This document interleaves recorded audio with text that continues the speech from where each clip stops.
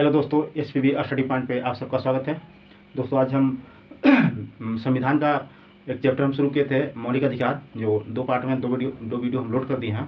उसको आप लोग जरूर देखिएगा, बहुत ही सरल भाषा में समझाया गया है और 1 से 2 बार देखिएगा। मौलिक अधिकार से जो भी क्वेश्चन आते हैं आपको छूटेगा नहीं और हम आपको विश्वास दिलाते हैं कि पूर्णतः आपको याद हो जाएगा 1 से 2 बार देखिएगा। तो आइए, इसी में जो अनुच्छेद 32 है, जिसको संवैधानिक उपचारों का अधिकार कहते हैं, जो डॉक्टर साहब बाबा भीमराव अम्बेडकर ने इसे संविधान का आत्मा कहे थे। और वो जो अनुच्छेद 32 है, उसके तहत सुप्रीम कोर्ट, हाई कोर्ट 5 तरह का रेट जारी करता है, जो व्यक्ति को स्वतंत्रता सुनिश्चित कराता है। आइए उसी को डिटेल से हम देखते हैं। अनुच्छेद 32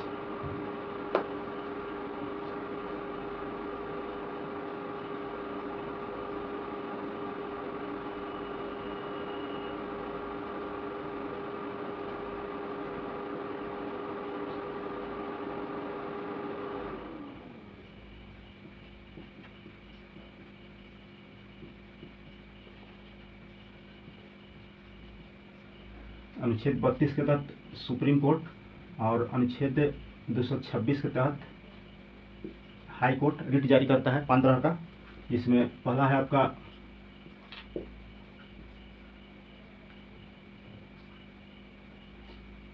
बंदी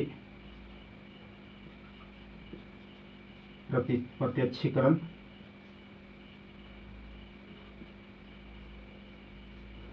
बंदी प्रत्यक्षीकरण। इसके तहत किसी भी गिरफ्तार व्यक्ति को, जो हमने अनुच्छेद 22 में पढ़ा था कि गिरफ्तार व्यक्ति कोई होता है तो गिरफ्तारी के समय में संरक्षण में 3 तरह का अधिकार दिया जाता है। पहला अधिकार दिया जाता है कि कारण पूछने का, कि किस जुर्म में हमें गिरफ्तार किया जा रहा है। और दूसरा है कि हमें 24 घंटा के अंदर आने जाने की समय छोड़ करके 24 घंटा के अंदर हमको न्यायालय में उपस्थित करना। अगर पुलिस पकड़ता तो हमको उपस्थित करेगा और फिर वहाँ हम जाएंगे तो फिर किसी व्यक्ति को यह अधिकार है कि अपना मनपसंद का वो वकील आप रख सकते हैं, जो आपका केस का हायर करेगा। तो बंदी प्रत्यक्षीकरण में गिरफ्तार व्यक्ति को 24 घंटा के अंदर न्यायालय में, स्थानीय न्यायालय में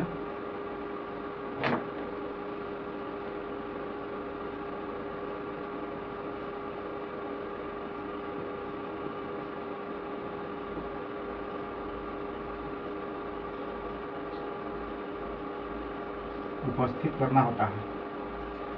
बंदी प्रत्यक्षीकरण के तहत किसी भी गिरफ्तार व्यक्ति को 24 घंटे के अंदर स्थानीय न्यायालय में उपस्थित करना होता है। दूसरा है आपका परमादेश।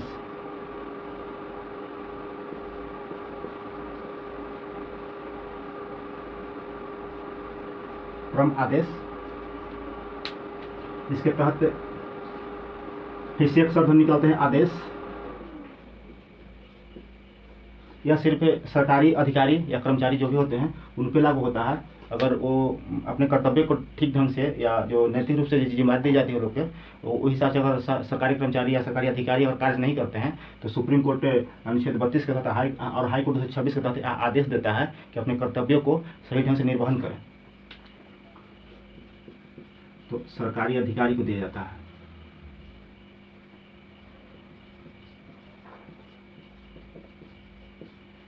परमादेश। तीसरा है आपका प्रतिषेध।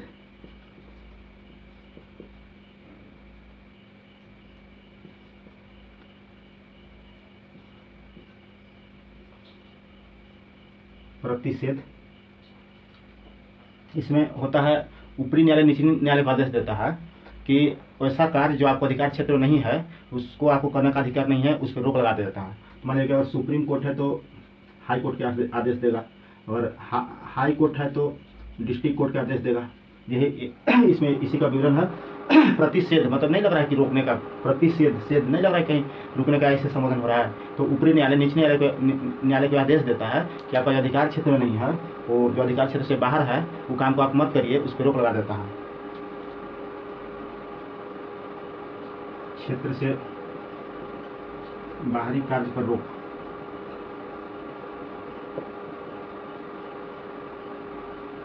चौथा है आपका उत्प्रेषण।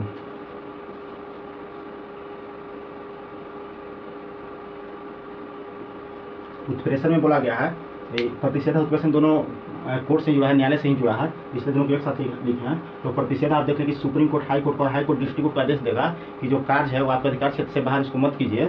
ठीक उसी पर उत्प्रेषण में बोला जाता है ऊपरी न्यायालय द्वारा निचले न्यायालय से कि आपके पास जो लंबित कार्य है,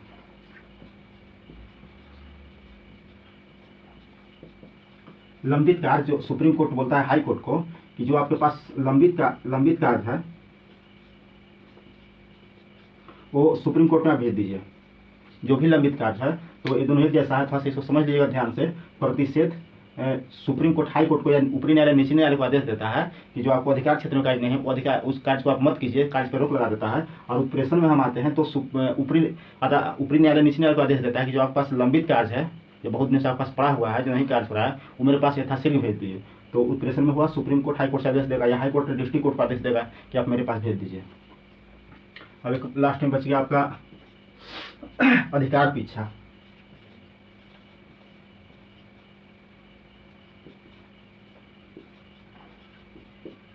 अधिकार पीछा, इसमें कोई भी अगर सरकारी कर्मचारी, सरकारी अधिकारी जो सरकारी सेवा में चल जाते हैं तो उनके बारे में अगर कोई कंप्लेंट मिलता है कि अनलीगल ढंग से या नैतिक रूप से या संवैधानिक रूप से पद को प्राप्त किए हैं, तो सुप्रीम कोर्ट अनुच्छेद 32 के तहत और हाई कोर्ट 226 के तहत यह आदेश देता है कि आप किस अधिकार से आपने यह अधिकार प्राप्त किया है। तो स्पष्टीकरण उस व्यक्ति को स्पष्टीकरण देना पड़ता है। पद प्राप्त की है तो अधिकार भी इच्छा में किसी भी जो सरकारी कर्मचारी से सरकारी अधिकारी होगा या कर्मचारी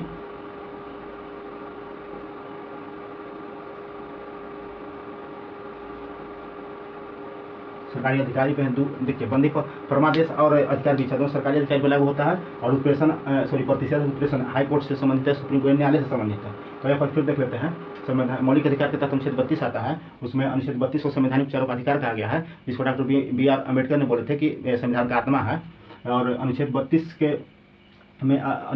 में 5 तरह का रीत का चर्चा किया है। जो व्यक्ति जो मौलिक अधिकार को हनन होता है तो किस तरह से सुप्रीम कोर्ट या किस तरह से हाई कोर्ट में जाएगा। तो अनुच्छेद 32 से वो सुप्रीम कोर्ट में जाएगा, अनुच्छेद 226 से हाई कोर्ट में जाएगा। और ये 5 तरह के रीट का उल्लेख किया गया है। आइए फिर से देखते हैं बंदी प्रत्यक्षीकरण। बंदी प्रत्यक्षीकरण होता है गिरफ्तार व्यक्ति को 24 घंटा के अंदर किसी भी स्थानीय न्यायालय में उपस्थित करना होगा, आने जाने का टाइम को छोड़कर। परमादेश में होता है कि सरकारी अधिकारी को आदेश दिया जाता है कि अपने कर्तव्यों को सही ढंग से निर्वहन करें। और प्रतिषेध में ऊपरी न्यायालय निचले न्यायालय को आदेश देता है कि जो आपका अधिकार क्षेत्र में जो कार्य नहीं है आपका अधिकार क्षेत्र में, वहाँ पे आप कार्य मत कीजिए, वहाँ पे आप रोक दीजिए। इसलिए प्रतिषेध हो गया।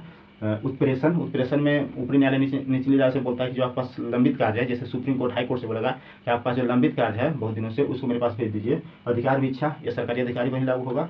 जब पता लगता है कि असंवैधानिक तरीके से, अनलीगल ढंग से या तो फिर अनैतिक रूप से पद को प्राप्त किए हैं तो उससे न्यायालय सवाल पूछता है कि आप किस अधिकार से इस पोस्ट को प्राप्त किए हैं। तो उम्मीद है कि आप बेहतर रूप से समझ गए होंगे। नहीं समझ आया तो फिर कमेंट कीजिएगा। और आगे हम देख लेते हैं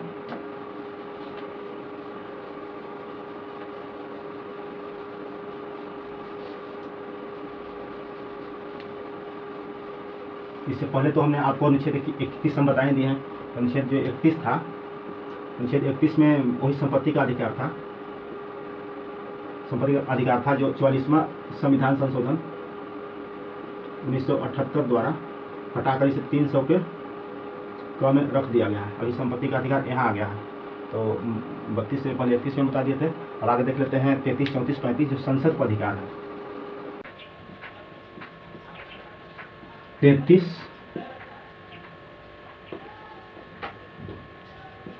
34, 35 ये तीनों अधिकार है जो संसद को प्राप्त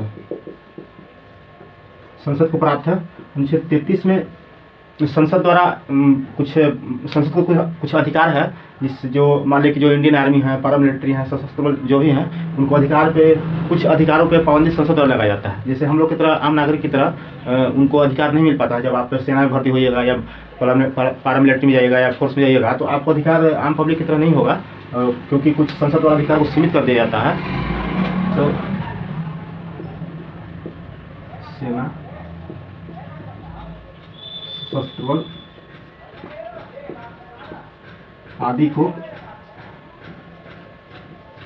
कुछ अधिकार पर पाबंदी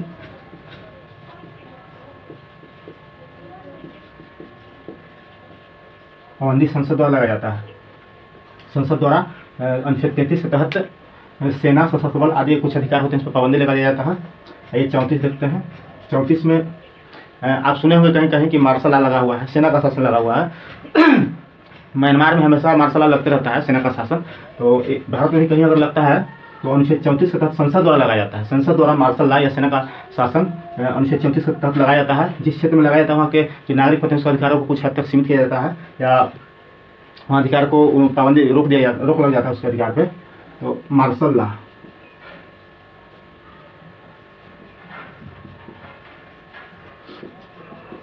लॉ द्वारा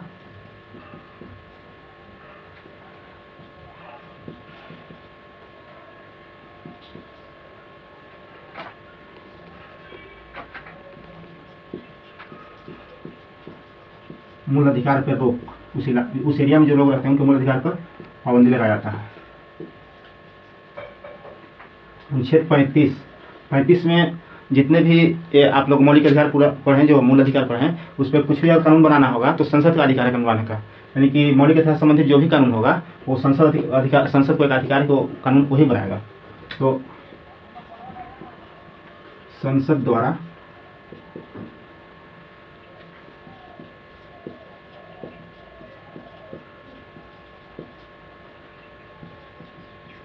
मूल अधिकार पर कानून बनाने से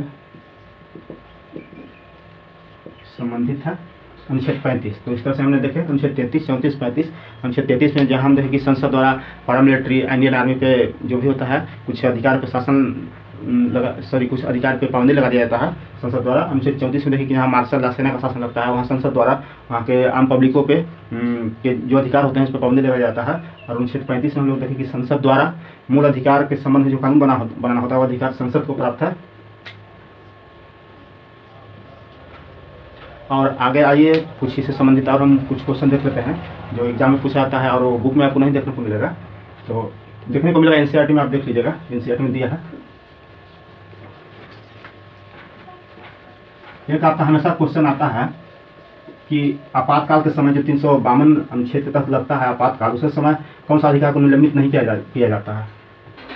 तो हम लोग देख लेते हैं। अनुच्छेद 352 के तहत दो मूल अधिकार हैं, एक 20 और 21। 20 में अपराध के दुष्सिद्धि के संबंध में इसमें हम पढ़े हैं। 21 में जीवन का अधिकार पढ़े हैं, प्राणी देह स्वतंत्रता के बारे में पढ़े हैं। तो ये दो अधिकार है जो आपातकाल के दौरान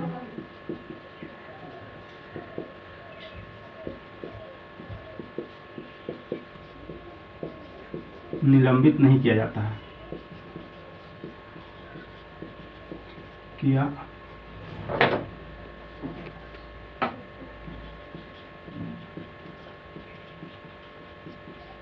तो हमने तो 352 जब अनुच्छेद 352 के तहत राष्ट्रीय आपात लगता है तो उस टाइम 20 और 21 को छोड़कर सभी अधिकार को निलंबित कर दिया जाता है। और यही 20 21 जो क्वेश्चन में आता है, जो हमेशा याद नहीं रहता है, गलती हो जाता है, तो याद रखिएगा 20 और 21 जो अनुच्छेद है तो 352 अनुच्छेद के तहत जब राष्ट्रीय आपातकाल लगता है उस समय 20 और 21 को निलंबन नहीं किया जाता है। आइए एक क्वेश्चन और इससे पूछा जाता है जो काफ़ी उसको कॉम्प्लिकेटेड माना जाता है और वो 17 दरोगा मेन से पूछा भी गया था, तो उसको देख लेते हैं। एक आपको आता है कि वैसा अधिकार जो सिर्फ और सिर्फ भारतीयों को प्राप्त है, तो सिर्फ भारतीयों को प्राप्त,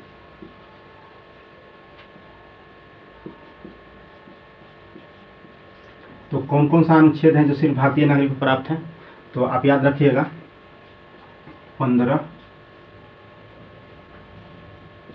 16, 19, 29 और 30, ये 5 अधिकार है जो सिर्फ और सिर्फ भारतीय नागरिक को प्राप्त है। यहाँ से तो आप ये तो देख ही लिए हैं आप लोग कि ये अल्पसंख्यक के लिए है,